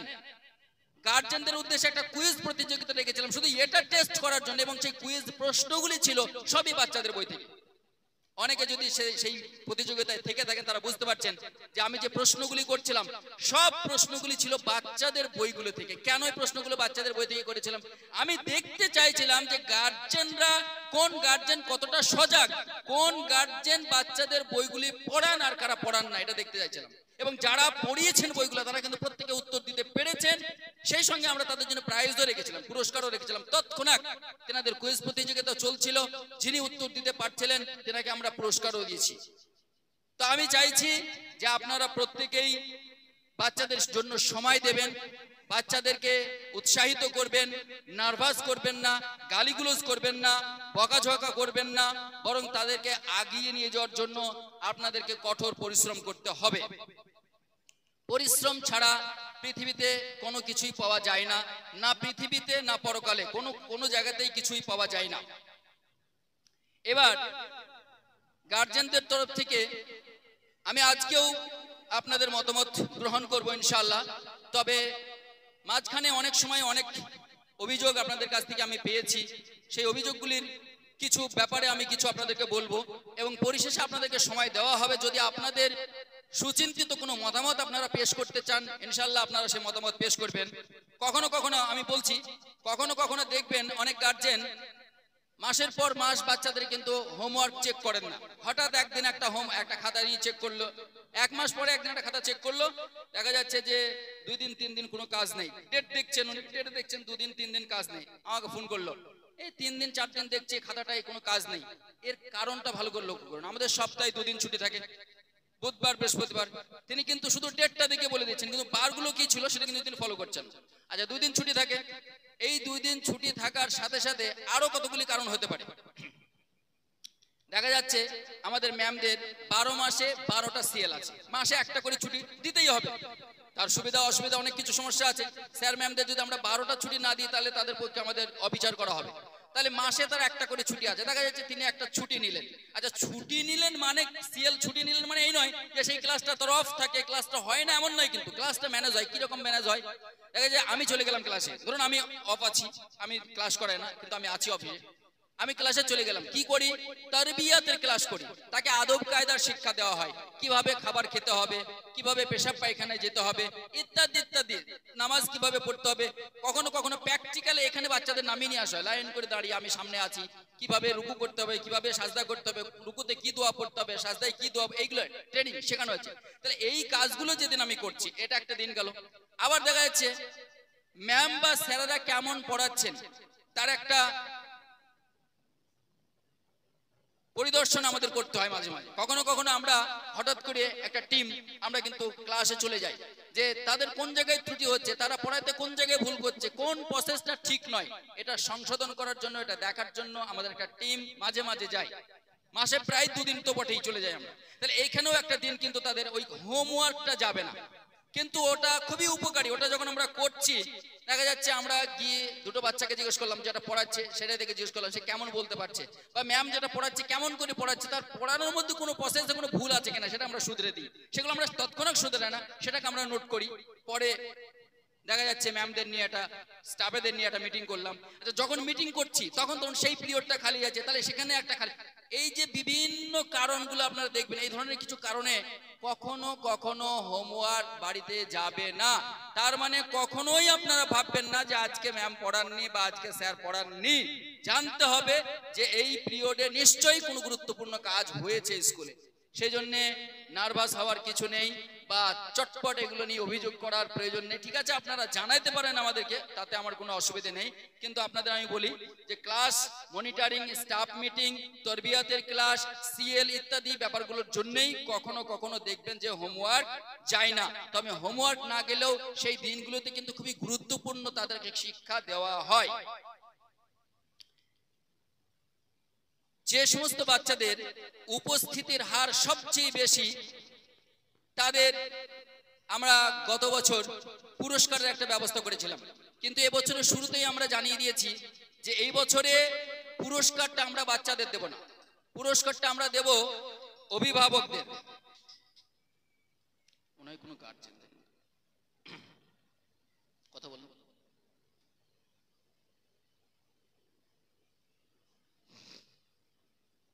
পুরস্কারটা আমরা দেব অভিভাবকদের। কারণ যে কোনো বাচ্চার অকারণে ছুটি গার্জেনরাই নিয়ে থাকেন, আমি একটু আগে আলোচনা করেছি। সেই জন্য আপনারা অকারণে ছুটিটা নেবেন না, বাচ্চাকে বেশি বেশি স্কুলে পাঠানোর চেষ্টা করবেন। যত আপনি বাচ্চাকে স্কুলে পাঠাবেন ততই আপনার বাচ্চার জন্য উপকার হবে। এই সঙ্গে একটা ছোট্ট পয়েন্ট আমি যোগ করি, আমরা যখন অনেক গার্জেনই দেখবেন আমাদেরকে ফোন করেন, আবার আমরা বাচ্চাদের গতি প্রকৃতি চেক করি। অনেক সময় কোনো একটা ক্লাসকেই পুরো আমরা অফিসে রেখে নিলাম, নিয়ে বাচ্চাদের খাতাগুলো চেক করি। আমি নিজে এটা নিজে করি, খাতাগুলোকে চেক করি, তারপরে তাদের পড়াগুলোকে চেক করি কেমন পড়েছে। একটা তো মনিটরিং তো হয়, তারপরেও কখনো কখনো একটা ক্লাসকে আমরা অফিসে ডেকে নিয়ে আমরা অফিসিয়াল ভাবে চেক করি। এবার দেখা যাচ্ছে কিছু বাচ্চার ত্রুটিগুলি অভিভাবকের কারণে ঘটেছে, এরকম কিছু ত্রুটি আছে যেগুলো অভিভাবকের কারণেই ঘটছে। তখন আমরা ফোন দিই, অভিভাবককে ফোন করি। অনেক অভিভাবক জানে তাদের কাছে আমাদের ফোন যায়, ফোন করি। যাদের সমস্যা আছে তাদের কাছে যায়, যে বাচ্চাদের সমস্যা নেই তাদের কাছে হয়তো ফোন যায় না। তো এই যে ফোন করছি তখন দেখা যাচ্ছে যে ফোনের রিংটোনটা বাজছে গান। কেন এই গানটা কেন বাজবে? আপনি একটা ইসলামিক মডেল স্কুলে আপনার বাচ্চাকে মানুষের মতো মানুষ তৈরি করার জন্য দিয়েছেন, আপনার ফোনের রিংটোনটা হবে ভদ্র শালীন রিংটোন, আপনার গান থাকা উচিত নয়। এটা আমি মনে করি যে সমস্ত গার্জেনরা এই জিনিস ডিভাইসের মধ্যে রেখেছেন, যে কেউ ফোন করলে, আমি তো গান শুনতে ইচ্ছুক না কিন্তু আপনাকে ফোন করার কারণে আমাকে গানটা শুনতে হচ্ছে, দুঃখিত, আপনারা এটা চেঞ্জ করে নিন। আর মায়েদের উদ্দেশ্যে বলছি যে যেমন এখানে আমরা শালীন পোশাক আশাকের একটা শিক্ষা আমরা তাদের দিই, যারা মেয়ে আর কি, মেয়ে ছাত্রী যারা আমাদের আছে তাদেরকে আমরা কিভাবে চলতে হবে, পরবর্তী সময় তাদেরকে কিভাবে ছোট থেকে আমরা তাদেরকে হিজাব বোরকার মধ্যে রাখার একটা শিক্ষা দিচ্ছি। এই শিক্ষাটা আমরা তখনই কার্যকর করতে পারবো যখন বাড়ির পরিবেশটা পর্দাশীল হবে। এখন আমরা এখানে বাচ্চাকে শত শিখালাম পর্দাশীলতার ব্যাপারে, বাড়িতে কিন্তু পর্দা নেই। মা যখন বাড়ির বাইরে যাচ্ছে তখন তিনি পর্দার সাথে নেই, তাহলে কিন্তু এই শিক্ষাটা ফলপ্রসূ হবে না, আমরা হাজারো চেষ্টা করলে হবে না। এই জন্য মায়েদের কাছে আমার অনুরোধ থাকবে যে আপনারা ইসলামিক পরিবেশ তৈরি করুন, বাড়িতে পর্দা সহকারে চলাফেরা, যেন আপনাকে দেখে আপনার বাচ্চা অনুপ্রাণিত হতে পারে এবং সে পর্দার সাথে চলতে পারে, সেটা আপনাকে অবশ্যই খেয়াল রাখতে হবে। এরপর আমি আপনাদের জানাই বর্তমান পরিস্থিতি। বর্তমানে ম্যাক্সিমাম স্কুল আপনি দেখবেন যে কোয়ান্টিটির পিছনে তারা ছুটছে, এটা খুব বাস্তব কথা বলছি আমি। কিন্তু ম্যাক্সিমাম স্কুল কর্তৃপক্ষ কোয়ান্টিটির পিছনে ছুটছে, কোয়ালিটির পিছনে নয়। কি করে বাচ্চা বেশি আনা যাবে, কি করে বাচ্চা আমার স্কুলে বেশি ভর্তি হবে, এই নিয়ে তারা দিন রাত 24 ঘন্টা শ্রম দিচ্ছে। কিন্তু এই ব্যাপারে তারা শ্রম দিচ্ছে না যে বাচ্চা কোটা আছে তার কোয়ালিটি কিভাবে ভালো করা যাবে, তাকে কিভাবে যোগ্যতা সম্পূর্ণ করে তোলা যাবে, এই ব্যাপারে খুব কম স্কুলই বর্তমানে ভাবছে। এই সময় আমরা কি করছি তার ছোট্ট একটু নমুনা আপনাকে আমি দিয়ে যাচ্ছি। যখন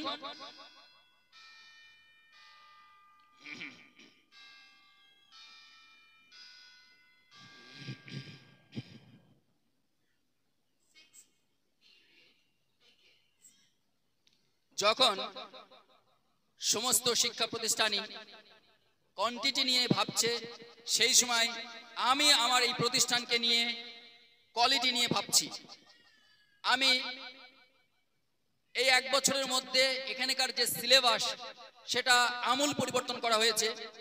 আপনাদেরকে আগামী অক্টোবর অথবা নভেম্বরে আমাদের যে প্রোগ্রাম, বাৎসরিক যে ফাইনাল প্রতিযোগিতা প্রোগ্রাম হবে, সেই প্রোগ্রামে আমি ইনশাল্লাহ এই যে সিলেবাস ফাইনাল কি আমরা করছি তার একটা নমুনা প্রত্যেকের হাতে হাতে আমরা ইনশাল্লাহ দিয়ে দেব প্রিন্ট হয়ে।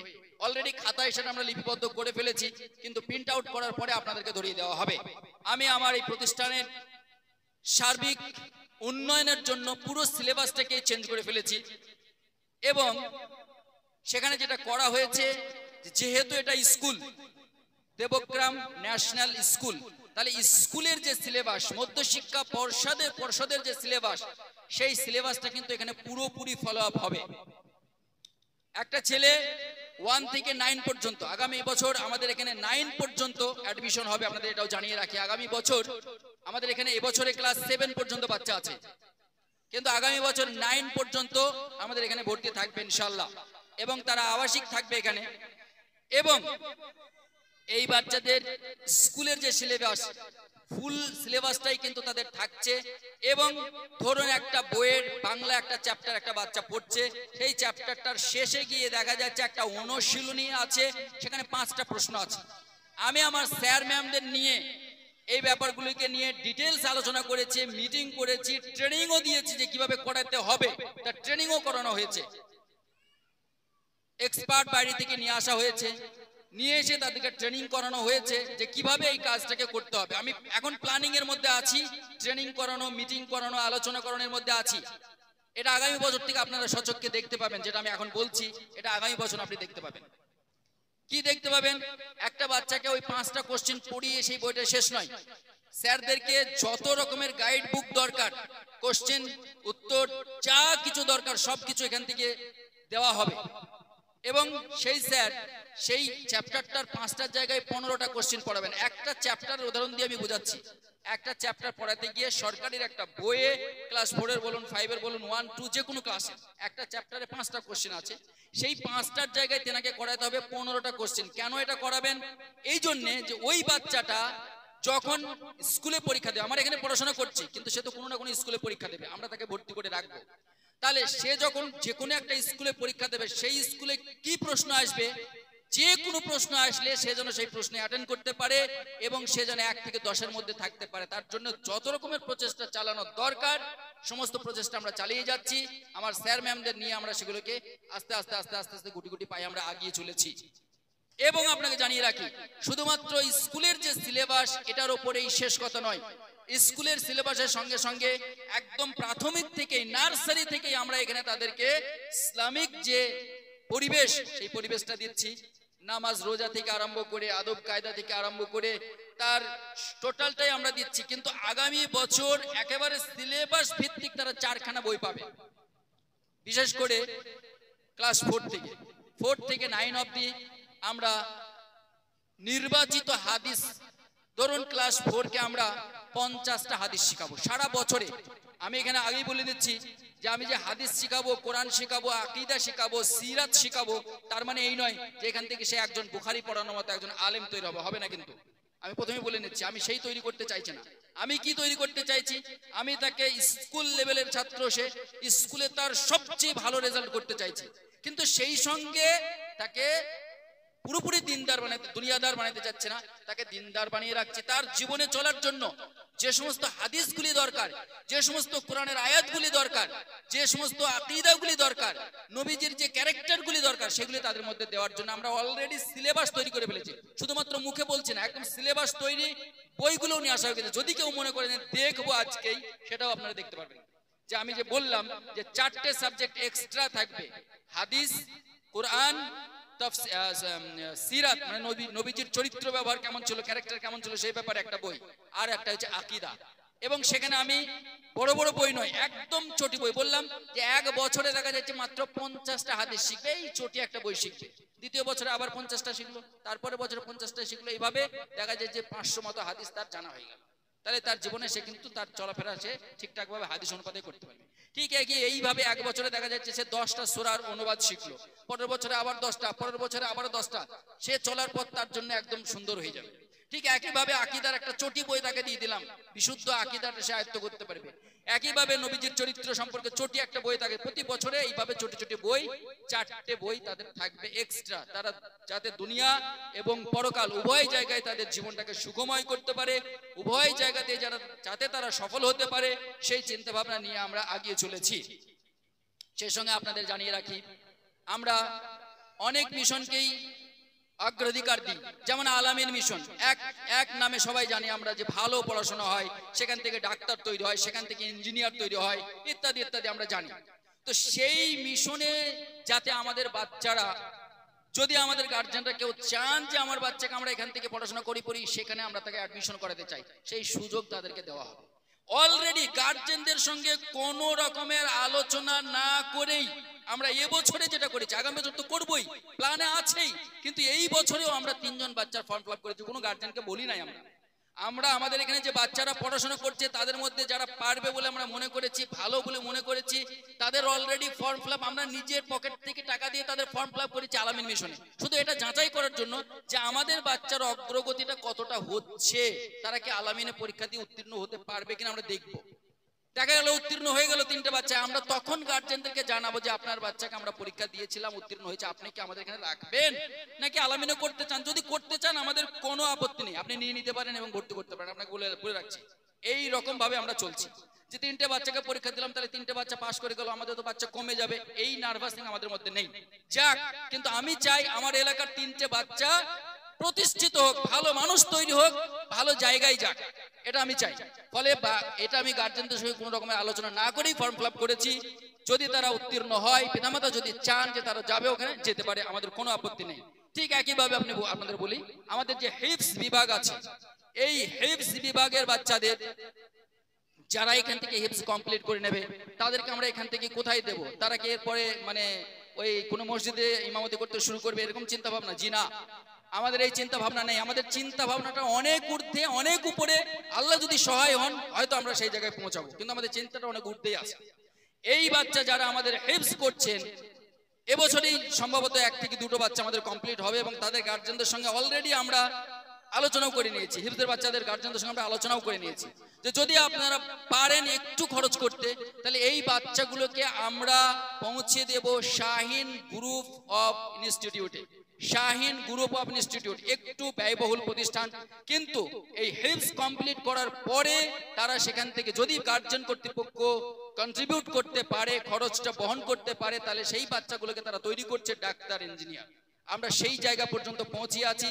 আপনাদেরকে খুশির সংবাদ জানাই, একেবারে ওই Shaheen institute of Shaheen group of ইনস্টিটিউটের যিনি মালিক, সরাসরি তিনার কাছে পর্যন্ত আমরা গেছি, তিনার কাছে গেছি, তিনার সঙ্গে কথা বলে এসেছি এবং তিনি আমাদেরকে এই পারমিশনটাও দিয়েছেন যদি আপনারা পারেন তো আপনাদের ওখানে আমাদের একটা ব্রাঞ্চ খুলে দেন, এই পারমিশনটাও তিনি দিয়েছেন। কিন্তু আমাদের সেই সামর্থ্য এখন নেই, তাই না?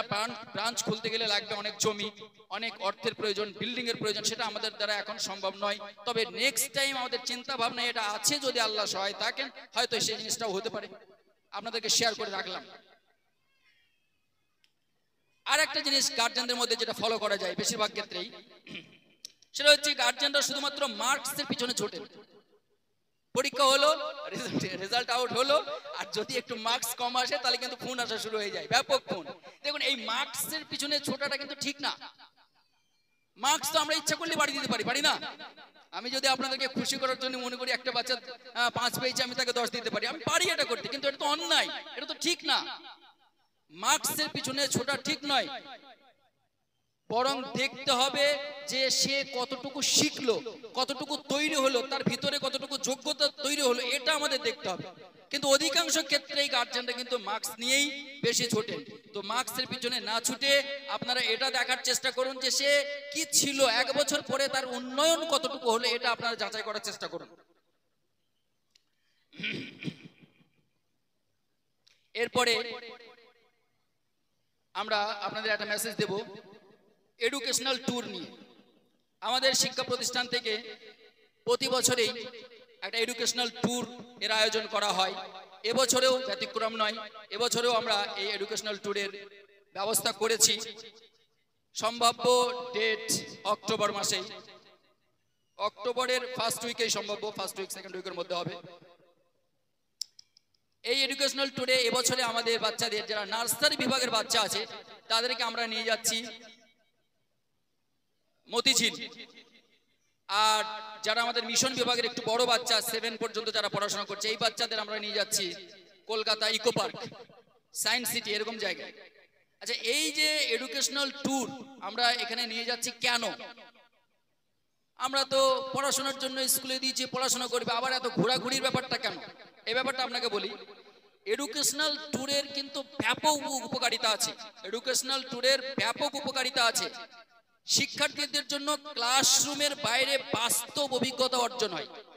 এই এডুকেশনাল ট্যুরে যেটা হয়, পুঁথিগত যে শিক্ষা, এর বাইরে গিয়ে সে বাস্তব অভিজ্ঞতাটাকে অর্জন করতে পারে। তার জ্ঞান বৃদ্ধি হয়, তার ভিতরে যে জড়তা সেটা কিন্তু কেটে যায়, কারণ তার সঙ্গে থাকে তার শিক্ষক, তার শিক্ষিকা। এবং আমি আমার শিক্ষক শিক্ষিকাদের বলেই দিয়েছি যে সেই দিনকে যেদিন এডুকেশনাল ট্যুরে আপনারা থাকবেন, সেদিন আপনারা কিন্তু ট্যুরে যাচ্ছেন না, আপনারা কিন্তু বেড়াতে যাচ্ছেন না, বরং সেদিন আপনাকে হতে হবে পিতামাতা, হতে হবে মাসি, হতে হবে মা, সবকিছু হয়ে 24 ঘন্টা তাদের পিছনে শ্রম দিয়ে তাদের এনজয় করাইতে হবে, তাদেরকে কিছু শিক্ষা দিতে হবে, তাদের ভিতরে যে জড়তা, যে ভয়টা আছে সেটা কাটাইতে হবে, তারা যেন সেদিন আপনাকে বন্ধু স্বরূপ আপনার সঙ্গে মিশতে পারে, পরবর্তী সময় ক্লাসে এসে সেই ভয়টা আর থাকবে না। অনেক বাচ্চা ম্যামদের স্যারদের ভয় করে, এই ভয়টা কাটানোর একটা ভালো পয়েন্ট এটা যে স্যারদের সঙ্গে ম্যামেদের সঙ্গে তারা ফ্রি মাইন্ডে একটা দিন, সারাদিন ভালো একটা জায়গায় ঘোরাফেরা করলো, তাহলে ম্যামদের সঙ্গে ফ্রি হয়ে গেল, বন্ধুর মতো হয়ে গেল, পরবর্তী সময় ক্লাসে সেই ভয়টা আর থাকবে না। এই ভয়টা তার কাটানো যায়, এই জড়তা তার কাটানো যায়, এবং সেই সঙ্গে তার জ্ঞানের বৃদ্ধি হয়। সে পুঁথিগত শিক্ষা বই পড়িয়ে যাচ্ছে, বই পড়িয়ে বাইরের জগৎটাকে সে কোনো সময় দেখতে পেল না। এই জন্য এটা মাসলি করা দরকার, প্রতি বছরে করা দরকার, এবং বিভিন্ন সংস্কৃতি সম্পর্কে জানতে সাহায্য করে তার। এছাড়াও শিক্ষা সফর শিক্ষার্থীদের সামাজিক দক্ষতা বৃদ্ধি করে এবং কৌশল জাগায়, এবং সমালোচনামূলক যে চিন্তা ভাবনা সেগুলির কিন্তু বিকাশ ঘটায়। এছাড়াও দেখবেন বাস্তব অভিজ্ঞতা হয়, সামাজিক দক্ষতা বৃদ্ধি পায়, মানসিক যে অবসাদ সেটাকে কিন্তু তারা কাটিয়ে উঠতে পারে, শ্রেণীকক্ষের বাইরে গিয়ে তারা একটা আনন্দ উপলব্ধি করতে পারে। এভাবে যদি আমি আপনাকে বলতে থাকি তাহলে অনেক সময় লেগে যাবে। মূল কথা হচ্ছে এডুকেশনাল ট্যুরের অনেক উপকারিতা আছে, আপনারা সেগুলো হয়তো অনেকে জানেন, সেই জন্যে আমি আপনাদেরকে জানিয়ে রাখছি যে আগামী বছর বলতে এই বছরেই আমরা আগামী দিনে বাচ্চাদের এই এডুকেশনাল ট্যুরে নিয়ে যাচ্ছি। তবে গার্জেনদের জানাই যে বাধ্যতামূলক নয় যে আপনার বাচ্চাকে যেতেই হবে, এমন নয়। আপনি যদি মনে করেন যে যাওয়াটা আমার বাচ্চার জন্য ফলপ্রসূ হবে, উপকারী হবে, স্যার ম্যামদের সঙ্গে একটা ভালো এনজয় করে সে ফিরে আসতে পারবে, মিশতে পারবে, অনেক উপকারিতা তার আছে, তাহলে আপনি পাঠাতে পারেন। যদি আপনি পাঠান তাহলে আজকেই আমাদের নিশ্চয়ই একটা সিট আপনাকে দেওয়া হবে শেষের দিকে, সেখানে আপনি কমপক্ষে টিক মারবেন, যাবেন কি যাবেন না। যদি যায় আপনার বাচ্চা তাহলে আপনি টিক মারবেন, যাবে না তাহলে আপনি ক্রস দেবেন। কেন এটা করতে বলছি? কারণ অক্টোবরের ফার্স্ট উইকে আমরা হয়তো নিয়ে যাব। এখন থেকে যদি আমরা এটা ঠিক না করতে পারি যে আমাদের কটা বাচ্চা যাবে, তাহলে আমরা যে গাড়ি আমরা ভেবেছি এবার বড় একটা বাস নেব, ওই ছোট গাড়িতে নিয়ে যাওয়া একটু সমস্যা হয়। এই গাড়িগুলো গ্যাসের গাড়ি, একটু দূরত্বে যেতে হয়, ফলে অনেক বাচ্চা ফিরে আসার সময় বমি টমি করতে শুরু করে। এই জন্য ছোট গাড়ি নিয়ে যাব না, আমরা একটা বড় বাস নিয়ে যাওয়ার প্ল্যান করেছি। অলরেডি গাড়ির সঙ্গে কথাও বলেছি, কিন্তু আমরা এখনো সেটা বুঝতে পারছি না যে প্রত্যেকটা বাচ্চা যাবে না কিছু বাচ্চা যাবে না। সেটার জন্য আপনাদের কাছে আমার রিকোয়েস্ট থাকবে, আপনাদেরকে যে খাতা দেওয়া হবে সেখানে হয় আপনি টিক মারবেন যদি আপনার বাচ্চাকে পাঠান, আর যদি না পাঠান তাহলে ক্রস চিহ্ন দেবেন। তাহলে আমরা অ্যাকুরেট সংখ্যাটা পাবো যে আমাদের কতগুলি বাচ্চা বেড়াতে যাবে, সেই অনুপাতে আমরা গাড়িটাকে ঠিক করতে পারবো। এই গেল। এরপর আমি প্রথম দিকেই একটা কথা বলছিলাম যে অনেক ক্ষেত্রে বাচ্চাদের লেট হয়ে যায় স্কুলে পৌঁছাইতে। তার কয়েকটা কারণ আমি বলেছি। আর একটা কারণ হচ্ছে অনেক বাচ্চা, অনেক গার্জেন ফজরের নামাজ পড়েন না। গার্জেনের কথা বলছি, অনেক গার্জেন আছে যিনারা ফজরের নামাজ পড়েন না, ফলে বাচ্চাও পড়ে না স্বাভাবিকভাবে। বাবা মা যদি ঘুমিয়ে থাকেন তো বাচ্চারা তো ঘুমিয়েই থাকবে, পড়ে না। ফলে সেই ড্রাইভার দেখা যাচ্ছে বাড়ির সামনে গাড়ি নিয়ে গিয়ে হর্ন দিচ্ছেন, তখন তিনি বাচ্চাকে উঠাচ্ছেন, মুখ ধোয়াচ্ছেন, এভাবে ওখানে 5-7 মিনিট লেট হয়ে যায়, ফলে সব বাচ্চারা এই ক্ষতিটা হয়ে যায়। এই জন্যে আমি অনুরোধ করব, এটা আপনার ইহকাল পরকাল উভয় স্থানের জন্য আপনার জন্য মঙ্গল, আপনার বাচ্চার জন্য মঙ্গল। আপনারা অবশ্যই আমরা যেটা এখানে শিক্ষা দিচ্ছি বাচ্চাদের, সেটা আপনারা বাড়িতে অ্যাপ্লাই করুন। আপনারা নিজেরা ফজরের নামাজ আদায় করুন, বাচ্চাদেরকে নিয়ে ফজরের নামাজ আদায় করান। আর ফজরের পরে আপনিও ঘুমাবেন না, আপনার বাচ্চাকেও ঘুমাতে দেবেন না। এটা আপনার জন্য অনেক মঙ্গলকর, অনেক উপকারের, এর উপকারিতার শেষ নেই। আল্লাহ রসুল বলছেন, ইয়াকঈদু শাইতানু আলা কাফিয়াতি রাসি আহাদিকুম। আমরা যখন ঘুমিয়ে যাই, শয়তান আমাদের এই মাথার শেষ প্রান্তে 3টে গিট মেরে দেয়। এটা হাদিস বলছি আমি আপনাকে। শয়তান, একটু বাচ্চাটাকে নিয়ে একটু বাইরে যান, আপনি একটু বলে নিয়ে আসেন। তো শয়তান এই মাথার শেষ প্রান্তে 3টে গিট মেরে দেয়, গিট। এই গিটগুলো খোলে কখন জানেন? প্রথম গিটটা তখন খোলে যখন আপনি ঘুম থেকে জাগার পরে দোয়া পাঠ করলেন, যে দোয়াটা দেখবেন অনেক বাচ্চার মুখস্থ আছে কিন্তু গার্জেনের মুখস্থ নেই। আমি আগামী বছর যে প্রোগ্রাম করব, আমি দোয়া শুদ্ধ ওই কুইজের মধ্যে রাখবো। ওই দোয়াগুলো আমি কুইজের মধ্যে রাখবো, যে দোয়াগুলো আমরা বাচ্চাদেরকে শেখাচ্ছি এখানে। কয়টা গার্জেনের এই দোয়া মুখস্থ আছে আমরা সেটা পরীক্ষা করবো ইনশাআল্লাহ। তো যখন আপনি ঘুম থেকে ওঠার দোয়াটা পড়লেন, তখন একটা গিট খুলে গেল, এখনো দুটো গিট আছে। দ্বিতীয় গিটটা কখন খোলে? যখন আপনি সলাতের জন্য উজু করলেন, তখন দ্বিতীয় গিটটা খুলে গেল। আর তৃতীয় গিটটা কখন খোলে? যখন আপনি ফজরের সলাত আদায় করলেন। তাহলে যদি ফজরের সলাত কেউ আদায় না করে, তাহলে তার মাথায় কিন্তু 3টে গিট মারা আছে। কার গিট? শয়তানের গিট মারা আছে। সারাটা দিন আপনার বরকতহীনতায় কাটবে, আপনার সংসারে বরকত আসবে না যদি আপনি ফজরের সলাত আদায় না করেন। এছাড়াও দেখবেন, ফজরের সলাত যদি আপনি না পড়েন, তাহলে আপনার শারীরিক যে একটা চাঞ্চল্য ভাব, এটা আসে না। সব সময় অলস অলস একটা ভাব আপনার মধ্যে থেকে যায়। আর যদি আপনি বাচ্চাকে ফজরের সলাতে জাগিয়ে ফজরের নামাজ পড়ানোর পরে তাকে পড়াইতে বসাইতে পারেন, যে গাড়ি আসলে তুমি চলে যাও, এটা সবচেয়ে উত্তম। যে আপনি তাকে ফজরের সলাত আদায় করলেন, ফ্রেশ হয়ে গেল, পোশাক পরিয়ে দিলেন, কিছু নাস্তা করিয়ে দিলেন, দিয়ে এবার তাকে পড়তে বসিয়ে দেন। সে পড়ছে, গাড়ি আসলে উঠে চলে গেল। তাহলে গাড়িরও কোনো ব্যাঘাত ঘটবে না, আর আপনার বাচ্চার জন্য খুবই মঙ্গলজনক এটা। ওই সময়ের যে পড়া, ওই সময়ের পড়ার এত গুরুত্ব যে ব্রেনে একদম নকশা হয়ে যায়। কারণ কি বলুন তো, সারাটা রাত সে রেস্ট করছে, ঘুমাচ্ছে, ব্রেনটা এখন ফ্রেশ আছে, যেটুকু পড়বে সবটাই ক্যাচ করে নেবে। আর সারাদিন খেলাধুলা, গান বাজনা, এই রং তামাশা, এদিক ওদিক খেলা করার পরে এই অতটা নিতে পারবে না। কিন্তু ফার্স্ট সকালে যে পড়াটা করে, ওটা কিন্তু পুরোটাই ক্যাপচার করে নিতে পারে। এই জন্য অবশ্যই চেষ্টা করবেন তাকে ফজরের নামাজের পরে পড়তে বসানো। ফজরের পরে আপনি তাকে ঘুমাইতে দেবেন না। আর ফজরের পরে যদি ঘুমায়, তাহলে মানসিক অবসাদ সৃষ্টি হবে, বরকত কমে যাবে, সারা দিনের কাজে ব্যাঘাত ঘটবে, স্বাস্থ্যের উপরে নেতিবাচক প্রভাব পড়বে, সর্বোপরি তার সময়টা নষ্ট হবে। যেটা মূল্যবান সময় ছিল, সেই সময়টা তার নষ্ট হবে।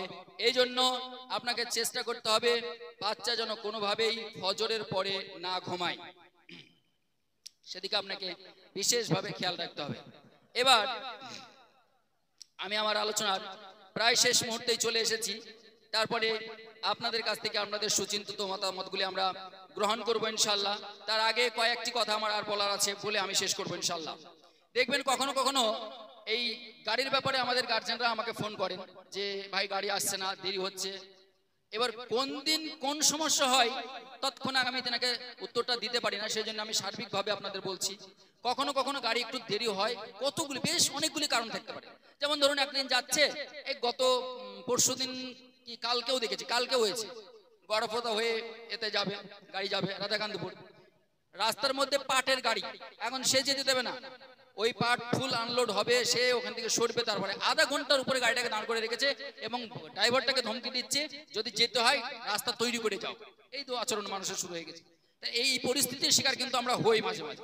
কখনো দেখুন রাস্তার মধ্যে বালি আনলোড করছে, বড় লরি বাড়ি আনলোড এমন ভাবে দাঁড়িয়ে আছে, গাড়ি যাওয়ার রাস্তা নেই।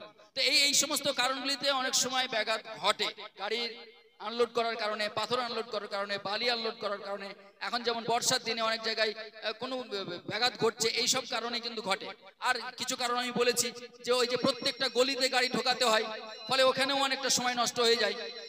তো যাই হোক, এছাড়া আমাদের যেমন একটা গাড়ি নিয়ে কিছুদিন সমস্যা হচ্ছিল, আমরা এই সমস্যাগুলোকে কাটিয়ে ওঠার জন্য আপ্রাণ চেষ্টা করছি যাতে এই সমস্যাগুলো না হয়। তার জন্য আমরা নিজেদের গাড়ি কেনার চেষ্টা করছি, বরং একটা গাড়ি কিনেও একটু সমস্যা হয়েছিল, গাড়িটা আবার খারাপ হয়ে গেছিল, সেই জন্য 2-4 দিন আমাদের ব্যাঘাত ঘটেছে। আমরা জানি এগুলো যে আমাদের ব্যাঘাত ঘটেছে, আপনারাও সেগুলো আমাদেরকে বারবার ফোন করেছেন যে খুব সমস্যা হচ্ছে, টুকটুক পাঠাচ্ছেন কেন, গাড়ি পাঠাচ্ছেন না কেন, ইত্যাদি ইত্যাদি। তো সেগুলি আমাদের সমস্যার কারণে আমরা পাঠাইতে পারিনি। এখন আপনাদেরকে জানাচ্ছি যে অলরেডি আমরা আমাদের নিজস্ব গাড়ি কিনে নিয়েছি, স্কুল নিজস্ব গাড়ি কিনেছে, এবার সেই গাড়িতে আমাদের বাচ্চা আসবে। আশা করি আগামী দিনে আপনাদের আর কোনো অসুবিধা হবে না। তবে এলাকা ভিত্তিক গাড়ি যাওয়া আসার একটা সময় মেনটেন হবে, কখন কোন এলাকায় কোন টাইমে গাড়ি যাবে সেটা অফিস থেকে আপনারা জেনে নেবেন, তাহলে আর আশা করি অসুবিধা হবে না, বা বারবার আপনাদেরকে ফোন করে আর বিরক্ত হতে হবে না। অলরেডি স্কুল নিজস্ব গাড়ি নিয়ে নিয়েছি। এবার এই যে বেতন, আমরা কিন্তু আপনারা জানেন সবাই যে মাসিক যে বেতন সেটা চলতি মাসেই নেওয়া হয়। যেমন এটা আগস্ট মাস চলছে, তো আগস্ট মাসের 5 তারিখের মধ্যেই বেতন নেওয়ার আমাদের সিস্টেম করা আছে। দেখা যাচ্ছে 5 তারিখে আপনার অনেকের মনে থাকে না, এই জন্য 4 তারিখে আমাদের স্কুল থেকে গ্রুপে একটা মেসেজ যাবে যে আপনারা আপনাদের বাচ্চাদের বেতনটা দিন। আপনার মেসেজটা দেখে বেতনটা দিলেন, খুব ভালো।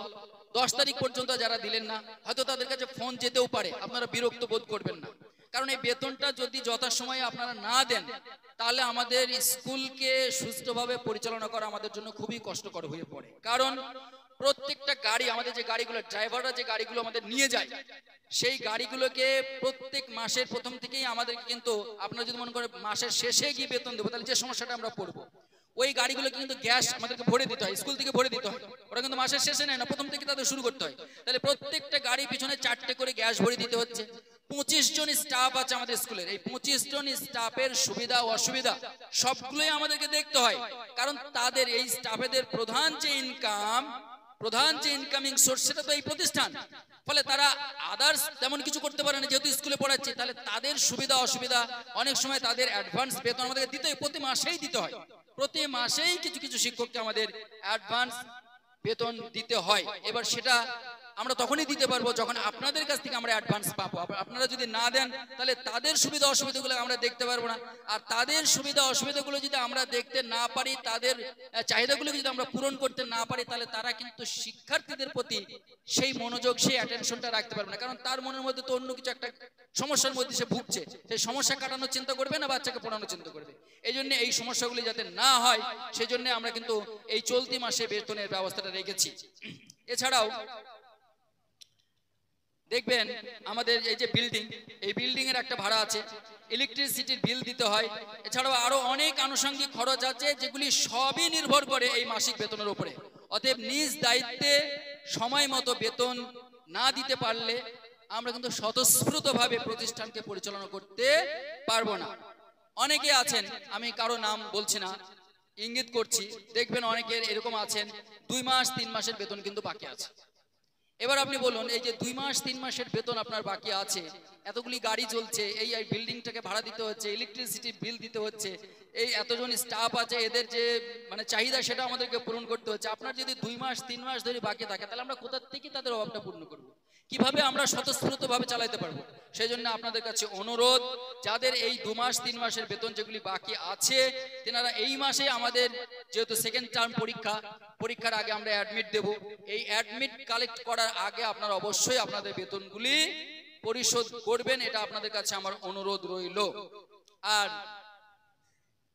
অ্যাডমিটটা আমরা ভেবেছিলাম আজকেই দেব, বিশেষ কারণবশত আজকে আমি অ্যাডমিটটা লিখে কমপ্লিট করতে পারিনি, যার কারণে অ্যাডমিট ইনশাল্লাহ কাল থেকে বাচ্চাদের হাতে আমরা দিতে শুরু করব। আপনারা আজকে অফিসে দেখা করবেন এবং আপনাদের যে মান্থলি যেগুলো বাকি আছে সেগুলিকে আপনারা পেড করার চেষ্টা করবেন। আর একটা কথা স্মরণ করিয়ে দিই, অনেকেই ফোন পেতে পেড করেন, আবার অনেকেই ড্রাইভারদের হাতে আপনারা বেতনের টাকা দিয়ে দেন। এই 2 শ্রেণী মানুষের ক্ষেত্রে আমি যেটা বলবো, যেনারা ফোন পেতে পেড করছেন অবশ্যই আপনারা স্ক্রিনশট নিয়ে অফিসকে ইনফর্ম করুন। আর যেনারা ড্রাইভারের হাতে টাকা দিচ্ছেন, টাকাটা ড্রাইভারের হাতে দিন, কোনো অসুবিধা নেই, কিন্তু কমপক্ষে একটা ফোন করে অফিসকে ইনফর্ম করুন যে আমি ড্রাইভারের হাতে বাচ্চার টাকাটা পাঠিয়ে দিচ্ছি। আর সেই সঙ্গে সঙ্গে আপনি আপনার বাচ্চার যে টাকা দিয়েছেন তার যে স্লিপ, তার যে রসিদ, সেটা আপনি যেন অবশ্যই নেবেন, যাতে মাঝখানে কোনো রকমের যেন অসুবিধা আমাদের না পড়তে হয়, সেদিকে লক্ষ্য রেখে আপনি সেই রসিদটাকে নিয়ে রাখবেন, হেফাজত করবেন।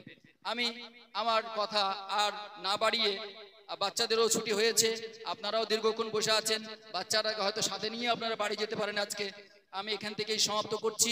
পরিশেষে আল্লাহর কাছে দোয়া করি, হে আল্লাহ, তুমি আমাদের সকল শিক্ষক শিক্ষিকা, অভিভাবক অভিভাবিকাকে সুন্দরভাবে ইসলামিক জীবনযাপন করার, ছাত্রদেরকে যথাযথ মানুষ করার, মানুষের মতো মানুষ তৈরি করার তৌফিক দান করো, আমিন। আসসালামু আলাইকুম ওয়া রাহমাতুল্লাহ। আপনারা কেউ উঠবেন না, আপনাদের জন্য আমরা একটা ছোট্ট টিফিনের ব্যবস্থা করেছি, সেটা আপনাদের ওই বসা অবস্থাতেই আমরা টিফিনটা দিয়ে দেব। আর এর মধ্যে যদি আপনাদের কোনো কিছু বলার থাকে, কেউ যদি কিছু বলতে চান, আমাদেরকে কোনো আপনাদের সুচিন্তিত মতামত দিতে চান, এখানে আসুন এবং আপনারা বলতে থাকুন। আর বাকিরা আপনারা বসে থাকুন, আপনাদেরকে একটা টিফিনের ব্যবস্থা করা হয়েছে, সেটা দেওয়া হবে ইনশাআল্লাহ। তারপরে বাচ্চাদেরও আপনারা দেখলেন অর্নিং হয়েছে, মানে ছুটি হয়ে গেছে, কিন্তু যেহেতু আপনারা আছেন তাই একটু ম্যামরা হয়তো ওনাদের কোনো উপদেশ দিচ্ছেন, রেখেছেন কাছে। যদি মনে করেন সঙ্গে নিয়ে ফিরবো, সেটাও আপনারা ফিরতে পারেন আজকে।